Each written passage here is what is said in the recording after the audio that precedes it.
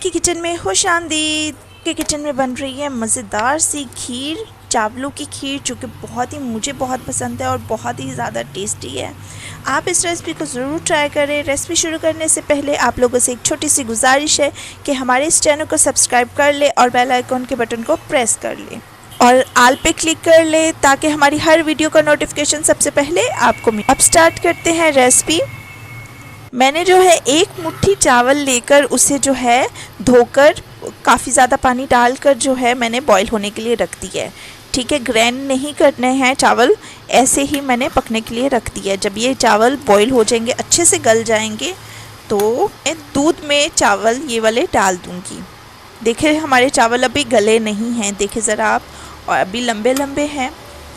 जैसे ही चावल बॉईल हो रहे हैं, मैंने दूसरे चूल्हे पे जो है दूध उबलने के लिए रखा हुआ है, उसमें मैं डाल दूँगी चावल और इसे मैंने काफ़ी देर पकाया है चावल डालने के बाद।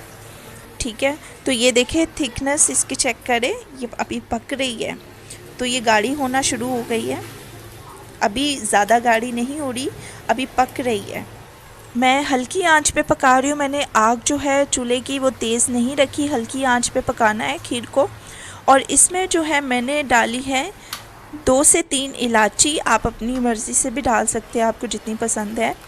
मैंने इसमें 2 से 3 इलायची डाली है। देखिए अभी दूध पतला है, अभी पका नहीं है, थिक नहीं हुई है। चावल भी मैंने इसको ग्राइंड नहीं किया।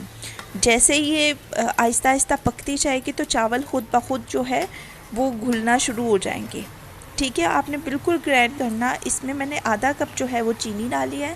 चीनी जो है आपने अपने टेस्ट के मुताबिक लेनी है। अगर आप चीनी नहीं डालना चाहते तो वो ना डालें।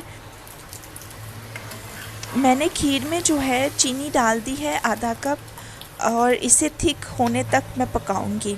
और आंच जो है मैंने तेज़ कर दी है और ये खीर जो है थिक होना शुरू हो गई है। हमारी थिक होना स्टार्ट हो गई है और आंच मैंने थोड़ी सी तेज़ कर दी है, चूल्हा मैंने तेज़ कर दिया है। और इसे आप देख लें कि ये देखें कि थिक होना स्टार्ट हो गई है। और इसको ज़्यादा थिक नहीं करना है क्योंकि ठंडे होने के बाद भी ये थिक हो जाएगी, तो इसलिए इसे पहले से ही ज़्यादा थिक करेंगे तो ठंडे होने के बाद तो ये बहुत ही ज़्यादा थिक हो जाएगी।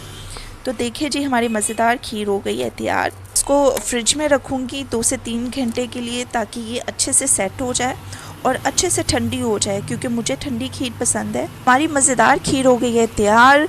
इस रेसिपी को ज़रूर ट्राई करें और अपने फैमिली के साथ इंजॉय करें और मुझे रखिए दुआओं में याद। मिलूँगी आपसे एक नई रेसिपी के साथ, तब तक के लिए खुदा हाफिज़।